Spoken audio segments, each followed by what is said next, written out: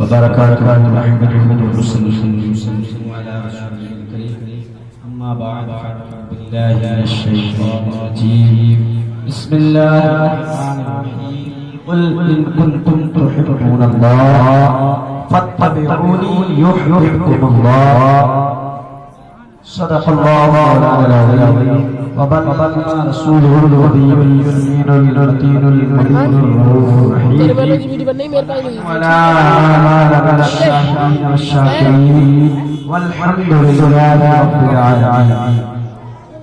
آئیے حضرات عقیدت اور محبت سے نبی اور آرائے پر جھوم کے بات کیجیے. اللہم صلی علی سیدنا و مولانا محمد کرم والہ و بارک علیہ السلام علیکم یا رسول اللہ یا نبی اللہ یا حسین صلی اللہ علیہ وسلم. اللہ رب العزت اپنے مقدس کلام کے اندر ارشاد آگے ارشاد فرماتا ہے واللہ غفور رحیم. اللہ رب العزت نے اپنے مقدس کلام کے اندر ارشاد فرمایا قل اے محمد آپ فرما دیجئے ان کنتم تحبون اللہ اگر تم اللہ کو دوست رکھتے ہو, اگر تم چاہتے ہو کہ اللہ تمہارا دوست ہو جائے, اگر تم چاہتے ہو محبوب ہو جاؤ اور اس کی بارگاہ میں مقبول ہو جاؤ. آپ کہیں گے حدیث قدسی ہے جب بیڑی روکنے میں کرے تو یہاں سے روکے کر نہ تو ویسے پوری مت روکے کر. اللہ رب العزت نے ارشاد فرمایا ہے کہ حدیث قدسی ہے کہ جب اللہ کا مقبول بندہ ہو جائے تو رب ارشاد فرماتا ہے میں اس کی زبان بن جاتا ہوں جس سے وہ بولتا ہے. یہ اس کو صفت حاصل ہوتی ہے جو اللہ کا مقبول بندہ ہوتا ہے. اور رب ارشاد فرماتا ہے میں اس کے پیر بن جاتا ہوں جس سے وہ چلتا ہے, میں اس کے کان بن جاتا ہوں جس سے وہ سنتا ہے, میں اس کی آنکھ بن جاتا ہوں جس سے وہ دیکھتا ہے. رب فرماتا ہے میں اس کی زبان بن جاتا ہوں جس سے وہ بولتا ہے. پتہ یہ چلتا ہے کہ بظاہر کہنا انسان کا ہوتا ہے, بظاہر کہنے والا ایک انسان ہوتا ہے, حقیقت میں وہ مرضی مولا کی ہوا کرتی ہے. یہی وجہ ہے کہ اللہ والے جو الفاظ کہتے ہیں وہ پورے ہو جاتے ہیں. یہی وجہ ہے کہ اللہ والے جو کہتے ہیں اللہ رب العزت اپنے محبوب بندوں کے صدقے میں اس کام کو پورا کر دیتا ہے. اسی لیے رب نے ارشاد فرمایا قل ان کنتم تحبون اللہ, اے محبوب آپ فرما دیجئے کہ اے لوگو اگر تم چاہتے ہو اللہ کو دوست رکھنا تو فاتبعونی میری اتباع کرو. کس کے لیے رب نے فرمایا؟ اپنے رسول کے لیے. کس کے لیے رب نے فرمایا کتنی بھی ریاضت کرے, تقویٰ پر تقویٰ کرے, پرہیزگاری پر پرہیزگاری کرے, چاہے پوری زندگی سجدوں میں گزار دے لیکن اس کا کوئی سجدہ اس وقت تک قبول نہیں ہوگا جب تک کہ وہ حقیقی معنی میں محبت رسول میں سرسار نہ ہو جائے. حضرات محترم اور محبت رسول بھی کیسی ہو, اتباع بھی کیسی ہو, آقا سے محبت بھی کیسی ہو, تو آقا خود ارشاد فرماتے ہیں لا یؤمن احدکم حتی اکون احب الیہ من والدہ وولدہ والناس اجمعین. تم میں سے اس وقت تک کوئی مومن کامل نہیں ہو سکتا جب تک کہ وہ اپنے ماں باپ, اپنے بھائی بہن اور اپنے رشتہ دار ان تمام میں سب سے زیادہ مجھ سے محبت نہ کرنے لگے. حضرات محترم پھر اس محبت کا صلہ کیا ملے گا؟ آپ دیکھیے صحابہ اکرام ہیں رضوان اللہ تعالیٰ علیہم اجمعین ہیں, اس قدر محبت کی ہے آقا دو عالم صلی اللہ تعالیٰ علیہ وسلم نے کہ حضرات محترم کسی نے اپنے ماں باپ کو چھوڑا ہے, کسی نے اپنے بھائی کو چھوڑا ہے, کسی نے اپنے گھر کو چھوڑا ہے, کسی نے اپنے شہر کو چھوڑا ہے اور سب کچھ محبت رسول میں سب کچھ قربان کر دیا ہے. یہاں تک کہ بات آ گئی ہے تو اپنی جان کی بازی کو بھی لگا دیا ہے. نہیں دیکھا ہے حضرت بلال کو بار بار کوڑے مارتا تھا, بار بار ستاتا تھا, بار بار گھسیٹتا تھا, بازاری لڑکوں سے کہتا تھا جاؤ اسے بازار میں घसीटो, हो सकता है बिलाल का दिल बदल जाए। लेकिन हजरत मोहतरम ये हजरत बिलाल है, ऐसा इश्क है नबी का, ऐसा प्यार है नबी का दिल में बसा हुआ कि हजरत मोहतरम इधर उमैया मार रहा है, इधर बिलाल कह रहे हैं अल अहद अहद। ए उमैया तू भी मेरे नबी का कलमा पढ़े, तेरी भी जिंदगी बदल जाएगी। इधर उमैया और गुस्से में आता है और आपके गले में एक रस्सी का फंदा डालकर खींच देता है, जिसकी वजह से आपकी आंखें बाहर आ जाती हैं। लेकिन प्यार देखो मुस्तफा जाने रहमत से, हर तरह का जुल्म सहना तो गवारा कर सकते हैं, लेकिन मुस्तफा का दर छोड़ना गवारा नहीं है। हजरत मोहतरम कभी तपती हुई रेत पर लिटाया जा रहा है बिलाल को, कभी जो है बाजार में घुमाया जा रहा है और गरेबान पकड़कर घसीटा जा रहा है, कभी बच्चों से कहा जा रहा है इस बिलाल पर पत्थर मारो, हो सकता है इस वजह से जो अपने नबी से फिर जाए। लेकिन नहीं मुसलमानों, ऐसी मोहब्बत थी बिलाल के सीने में, ऐसी इत्तबा की थी हजरत बिलाल ने कि हजरत मोहतरम कभी सताया जा रहा है, कभी मारा जा रहा है, लेकिन बिलाल ज़बान हाल से ये कह रहे हैं कि मोहम्मद से वफा तूने तो हम तेरे हैं, ये जहां चीज है क्या लहो करम तेरे हैं, और मोहम्मद की मोहब्बत है सनत आजाद करने की, खुदा के दामने महबूब से आबाद करने की। हजरत मोहतरम ये मोहब्बत रसूल हजरत बिलाल के सीने में बैठी हुई थी, चाहे कितना भी सताया, चाहे कितना भी जुल्म किया, लेकिन आका का दामन न छोड़ा। और हजरत मोहतरम मेरे मुस्तफा जाने रहमत थे,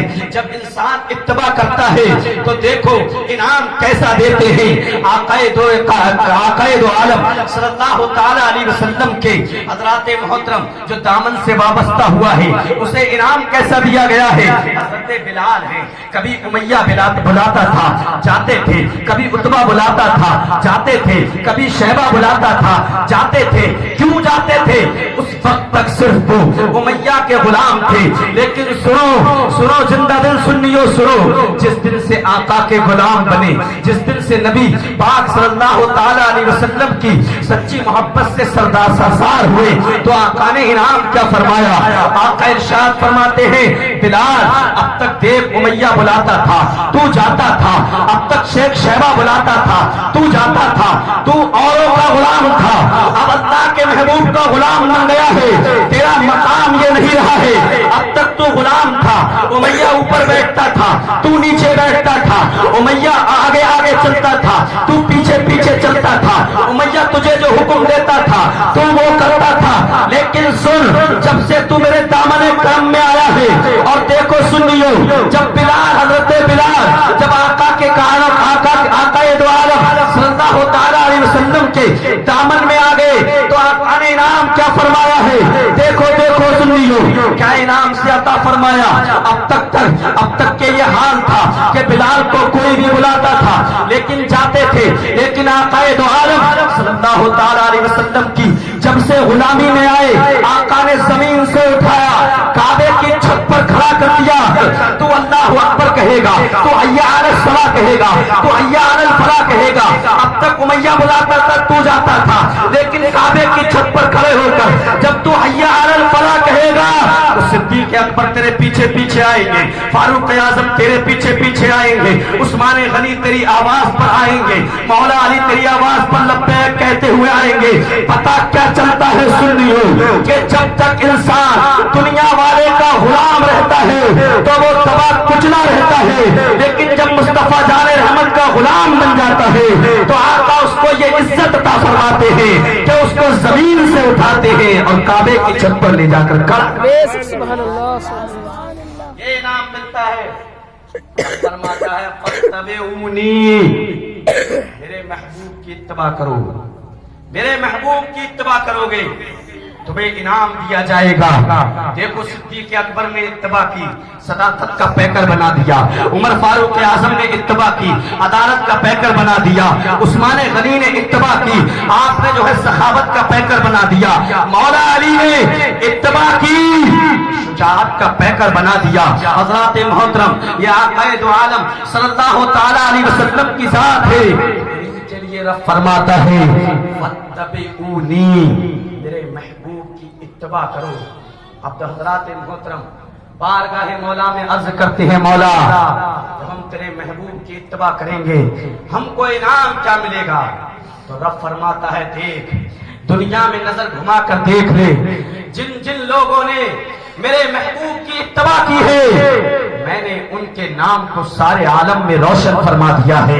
हजरात मोहतरम, किन लोगों ने इत्तबा की है कि हजरात मोहतरम अगर हसनैन करीमैन ने इत्तबा की तो आपको जन्नत का सरदार बना दिया, अगर अब्दुल कादिर ने इत्तबा की तो उसको मोइनुद्दीन बना दिया और जो है तमाम वलियों का सरदार बना दिया, अगर ख्वाजा अजमेरी ने इत्तबा की तो उनको मोइनुद्दीन बना दिया, ख्वाजा बख्तियार काकी ने इत्तबा की दिल्ली का बादशाह बना दिया, अगर किसी ने भी इत्तबा की है तो वलियों का ताजदार बना दिया है।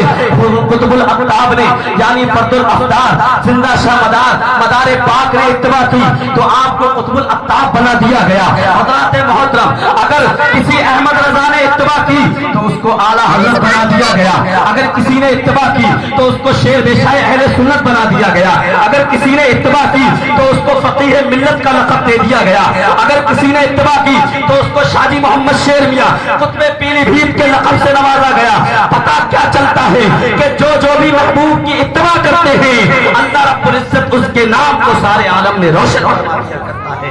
हज़रात मोहतरम, इसलिए रब फरमाता है फत्तबिऊनी, मेरे महबूब की इत्तबा करो। जब मेरे महबूब की इत्तबा करोगे तो अल्लाह रब्बुल इज्जत तुमको कैसा इनाम फरमाएगा। हज़रात मोहतरम, इत्तबा करके तो देखो मुस्तफा जाने रहमत की।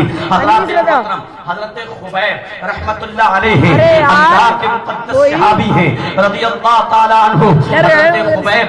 हज़रत खुबैब रज़ियल्लाहु ताला अन्हु को कौन सा लालच ना दिया गया था? आपको तरह तरह के लालच दिए गए थे और इसलिए ताकि ये महबूब की इत्तबा छोड़ दें, ताकि नबी का इश्क इनके सीने से निकल जाए, नबी की मोहब्बत इसके सीने से निकल जाए।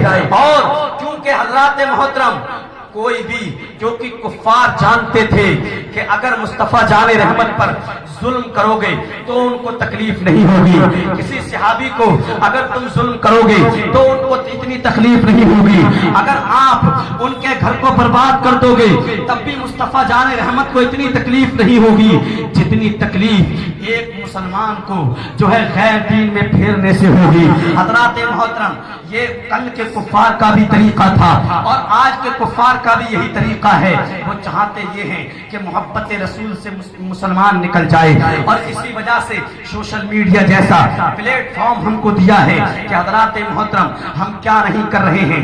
उधर जो है पैसा देकर ईमान निकालने की बात की जाती थी, लेकिन हज़रात मोहतरम हमारा ज़मीर कितना मर गया है, हमारा ज़मीर कितना गिर गया है कि आज हम पैसा देकर ईमान बेच रहे हैं, पैसा देकर जो है गुनाह को मोल ले रहे हैं। बताओ, ये गुनाह को मोल लेना नहीं है तो क्या है? हम अगर डाटा मोबाइल के अंदर करवाते हैं वो पैसे से होता है और उस डाटा को इस्तेमाल किस चीज में कर रहे हैं? हम कुफ्फार और मुशरिकीन की चीजों को देख रहे हैं, उसमें गंदे गाने गंदी गजलें देख रहे हैं। बताओ, ये ईमान को लूटने का तरीका नहीं है तो क्या है? जब जब तुम अगर अपने मोबाइल में गानों को देखते होगे और मुस्तफा जाने रहमत जब ये देखते होंगे मेरा प्यारा उम्मती कुफ्फार की चीजों को देख रहा है, बताओ मुस्तफा जाने रहमत को कैसी तकलीफ पहुंचती होगी। हज़रात मोहतरम, क्योंकि मुस्तफा जाने रहमत को कोई तकलीफ चाहे कितना भी सताया तब ना पहुंची, कितना भी जुल्म किया तब ना पहुंची, लेकिन मुस्तफा जाने रहमत फरमाते हैं अगर मेरे उम्मती के अगर कोई कांटा भी चुभता है तो मुझको तकलीफ होती है। बताओ, जब मुस्तफा जाने रहमत के हम वफादार कहलाने वाले उम्मती गुनाह के दलदल में जाते होंगे, मुस्तफा जाने रहमत को कितनी तकलीफ होती होगी, किस कदर परेशान होते होंगे मुस्तफा जाने रहमत। हज़रात मोहतरम, आज हम नमाजों से हद से बेहद दूर चले जा रहे हैं। कौन सा ऐसा जिंदा दिल मुसलमान है जो ये नहीं चाहता कि अपने नबी की आंखों को ठंडक पहुंचाऊं? लेकिन मेरे अजीज जरा ये तो बता, जब तू ये चाहता है कि अपने नबी की आंखों को ठंडक पहुंचाऊं, फिर नमाज से दूरी कैसे बनाई? फिर नमाज को तूने ترک کیسے کیا؟ چوراہے پر بیٹھ کر دوسری باتیں تو کر سکتا ہے، غیبت اور چغلی میں تو مبتلا رہ سکتا ہے، لیکن مصطفیٰ جان رحمت کی باتیں کرنے کو تیار نہیں ہے، آج تو نماز پڑھنے کو تیار نہیں ہے۔ یاد رکھو مسلمانوں، کل میدان محشر میں تم سے یہ سوال نہیں ہوگا کہ تم نے دنیا کے اندر نام کمایا تھا یا نہیں، تم سے یہ سوال نہیں ہوگا کہ تم کسی محفل میں شریک ہوئے تھے نہیں، بلکہ سنو سب سے پہلے سوال کیا ہوگا؟ روز محشر کے جاں بداز بود اولی پرسش نماز بود کہ میدان محشر میں سب سے پہلے جس چیز کا سوال ہوگا وہ نماز ہے۔ نماز کے بارے میں تم سے پوچھا جائے گا، مسلمانوں بتاؤ اللہ کے سامنے کیا منہ لے کر جاؤ گے؟ آج ہم خان والے کے بہت بڑے عاشق پھرتے ہیں، مجھے پتا ہے غریب نواز کی حالت کیا تھی۔ غریب نواز رحمت اللہ علیہ کو آپ کے ایک مرید نے گھٹنوں کے اندر سر رکھ کر روتے دیکھا، غریب نواز پھٹک پھٹک کر رو رہے ہیں، پھوٹ پھوٹ کر رو رہے ہیں۔ مرید نے کہا حضور کسی نے تکلیف پہنچائی ہے اس لیے آپ اس قدر رو رہے ہیں؟ غریب نواز نے فرمایا تھا میں اس لیے نہیں رو رہا ہوں کہ مجھے کسی نے تکلیف پہنچائی ہے، میں اس لیے نہیں رو رہا ہوں کہ میرے لیے کسی نے بیجا الفاظ کہے ہیں۔ مرید عرض کرتے حضور پھر رونے کی وجہ کیا ہے؟ غریب نواز رحمت اللہ علیہ کا جملہ سنو اور اپنی دل کی تختی پر نوٹ کرو کہ چشتیت کسے کہتے ہیں، صوفیت کسے کہتے ہیں، صوفیزم آخر ہے کیا؟ سنو حضرات محترم، غریب نواز رحمت اللہ علیہ فرماتے ہیں کہ میری ایک وقت عصر کی نماز اور عصر کی سنت قضا ہو گئی تھی، آج تک 30 سال ہو گئے ہیں میں اسی طرح سے گھٹنے میں اپنے سر کو رکھ کر روتا ہوں، کیونکہ غریب نواز رحمت اللہ علیہ فرماتے ہیں مجھ کو یہ افسوس ہوتا ہے کہ کل میدان محشر میں جب مصطفیٰ جان رحمت صلی اللہ تعالی علیہ وسلم اپنے نانا جان کے سامنے جب میں جاؤں گا تو میں اپنے نانا جان جناب محمد الرسول اللہ صلی اللہ تعالی علیہ وسلم کو کیا منہ دکھاؤں گا کہ میں نے تمہاری ایک سنت کو ترک کر دیا ہے۔ اے زندہ دل سنیو، یہ جملہ سنو اور اپنے دل کی تختی پر نوٹ کرو، غریب نواز رحمت اللہ علیہ کی اگر عصر کی سنتیں قضا ہو جائیں تو وہ 30 یا 40 سال تک اپنے گھٹنوں کے اندر سر رکھ کر رو رو کر برا حال کر لیں۔ سنیو ذرا اپنے گریبان میں جھانک کر دیکھو کہ ہماری فرض نمازیں کتنی قضا ہو گئی ہے، ہم سے فرض ادا نہیں کیے جا رہے ہیں۔ اور سنتوں کا مسئلہ یہ ہے کہ اگر عصر کی سنتیں اگر کوئی چھوڑ دے تو اس پر کوئی مواخذہ نہیں ہے، فقہی مسئلہ یہی ہے، بلکہ مسئلہ یہی ہے کہ اگر جماعت تیار ہو تو آدمی جماعت میں شریک ہو، سنتوں کو چھوڑ دے، سنتیں غیر موقدہ ہیں، اس پر آپ کا عمل اس طرح سے ہے کہ 30-40 سال مسلسل روتے ہوئے ہو گئے۔ اب آپ اور ہم سوچیں کہ اس غریب نواز کی محبت کا دم بھرنے والے ہم نے صرف غریب نواز کی صرف ایک سیرت کو ہی کیوں اپنایا، ہم نے صرف یہی کیوں دیکھ لیا کہ غریب نواز رحمت اللہ علیہ صرف قوالی سنتے تھے، آپ نے ان کی زندگی کا دوسرا پہلو کب دیکھا؟ آپ غریب نواز کی زندگی کا دوسرا پہلو بھی دیکھیے۔ غریب نواز وہ غریب نواز ہے جو اپنے آگے سے کھانے کو اٹھاتا ہے اور فقیر کو عطا کر دیتا ہے۔ غریب نواز وہ غریب نواز ہے کہ اگر کھانے کو بیٹھا ہو اور دسترخوان پر کھانا موجود ہے اور کھانے کو جا رہا ہو اور اگر دروازے سے آواز آ جائے حضور کھانا چاہیے بھوکا ہوں، یہ وہ غریب نواز ہے اپنے آگے کا کھانا اٹھاتا ہے اور اس فقیر پر صدقہ کر دیتا ہے۔ تم نے غریب نواز کی صرف ایک پہلو کو کیوں دیکھا؟ آؤ غریب نواز کا دوسرا پہلو بھی تو دیکھو۔ ارے غریب نواز تو وہ ہے جس کا کبھی کوئی فرض قضا نہ ہوا، جس کی کبھی کوئی نماز قضا نہ ہوئی۔ غریب نواز تو وہ ہے جس نے کبھی بھی زکات کو ترک نہ کیا۔ غریب نواز تو وہ ہے جس نے صدقہ و خیرات کے اس عالم تک پہنچایا ہے کہ حضرات محترم خود بھوکے رہ گئے ہیں لیکن فقیر کو کھلایا ہے، دروازے پر مانگنے والے کو عطا کیا ہے۔ تبھی تو کسی نے کیا خوب کہا تھا، خود کھانا نہیں کھایا اوروں کو کھلایا ہے۔ اے مولا علی تیرا ایک ایسا گھرانہ ہے۔ حضرات محترم یہ غریب نواز رحمت اللہ علیہ ہیں، آپ نے ان کی سیرت کا صرف ایک پہلو کیوں دیکھا ہے؟ دوسرا پہلو بھی دیکھیے، یہی غریب نواز رحمت اللہ علیہ ہیں کہ حضرات محترم جب سے آئے تھے اور انتقال کے وقت تک آپ نے دوسرا کپڑا نہیں پہنا، حضرات محترم اسی جبہ میں رہے. اور حضرات محترم اس سے پتہ یہ بھی چلتا ہے کہ بہترین لباس سے ہم کو عزت نہیں ملتی ہے. بہترین لباس ہم پہن لیں اس سے عزت نہیں ملتی ہے. اگر ہم کو عزت ملتی ہے تو اللہ کے فرمان کے مطابق فاتبعونی پر عمل کرنے کی نسبت سے ملتی ہے. جب غریب نواز رحمت اللہ علیہ نے اللہ کے محبوب جناب محمد الرسول اللہ صلی اللہ تعالی علیہ وسلم کی زندگی کو اپنی زندگی کے اندر ڈھالا تو حضرات محترم جس گلی سے نکلتے تھے لوگ دیکھتے تھے کہ یہ کون ہے. بتایا جاتا تھا نبی کا غلام ہے. کہا جب نبی کا غلام ایسا ہے پھر ان لوگوں کا امام کتنا اچھا ہوگا. حضرات محترم یہی دیکھ دیکھ کر لوگ کلمہ پڑھ کر مسلمان ہو جاتے تھے. یہ غریب نواز رحمت اللہ علیہ کی سیرت کا یہ بھی پہلو ہے. ذرا اسے بھی ملاحظہ کریں کہ حضرات محترم غریب نواز رحمت اللہ علیہ ہے. ایک شخص آتا ہے اور آنے کے بعد عرض کرتا ہے حضور دہلی کے بادشاہ نے میری زمین پر بہت ٹیکس لگا دیا ہے. حضور اگر آپ چاہیں تو آپ کے مرید کا مرید ہے، اگر آپ چاہیں تو میرا ٹیکس کم کروا دیں. مذہب کا مسلمان نہیں ہے، غیر مسلم ہے، ہندو ہے، لیکن غریب نواز کی غریب نوازی تو دیکھیے.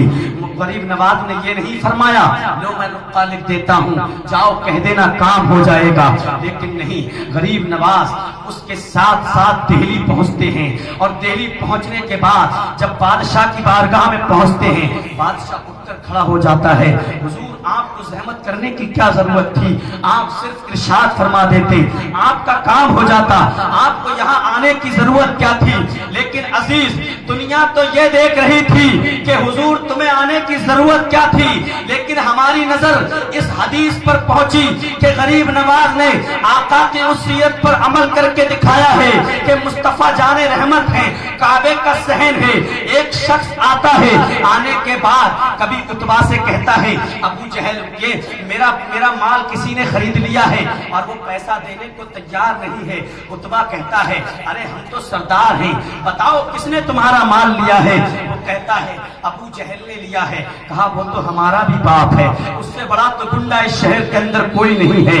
پھر جو ہے شیبہ کے پاس جاتا ہے، پھر دوسرے کفار کے پاس جاتا ہے اور جا کر تھک جاتا ہے اور مایوس ہو جاتا ہے کہ اب میرا پیسہ شاید واپس نہیں ملے گا. نہ تو ابو جہل مال دے رہا تھا نہ اس کا پیسہ واپس دے رہا تھا. دور مصطفیٰ جان رحمت صلی اللہ تعالی علیہ وسلم اپنے مقدس جسم اطہر کو لیے ہوئے کعبے کے صحن میں بیٹھے ہوئے ہیں. حضرات محترم پھر عتبہ چٹکی لیتا ہے اور چٹکی لے کر کہتا ہے دیکھو وہ تمہارا حق دلا دیں گے، جاؤ ان کے پاس چلا جاؤ. حضرات محترم اس نے مصطفیٰ جان رحمت کا مذاق اڑایا تھا کہ مصطفیٰ جان رحمت کیسے دیں گے، کیونکہ ابو جہل تو ان کا بہت بڑا کٹر دشمن ہے، اگر یہ پہنچ بھی جائیں گے تو ابو جہل اور بھی لال پیلا ہو جائے گا. لیکن سنو رے مصطفیٰ جان رحمت کی سیرت کیسی ہے. حضرات محترم کہتے ہیں ہوئے کو تنکے کا اشارہ کافی ہوتا ہے. جب اسے پتا چلا کہ وہ تمہارا حق دلوا دیں گے، دیکھو وہ عبد المطلب کے پوتے ہیں، عبداللہ کے بیٹے ہیں، انہیں محمد کہتے ہیں، جاؤ محمد کے پاس چلے جاؤ، ہو سکتا ہے وہ تمہارا حق دلا دے. حضرات محترم وہ جاتا ہے، جیسے ہی آپ کی بارگاہ میں کھڑا ہوتا ہے مصطفیٰ جان رحمت اپنی نظر نبوت کو جھکائے ہوئے بیٹھے ہوئے ہیں. نظر نبوت اٹھتی ہے، ارشاد فرماتے ہیں شاید ہی مسافر لگتے ہو، شاید ہی بہت پریشان لگتے ہو. اتنا سننے کے بعد کہا حضور آپ نے ہی میرے دل کا راز جانا ہے، حضور بہت پریشان ہوں. آپ نے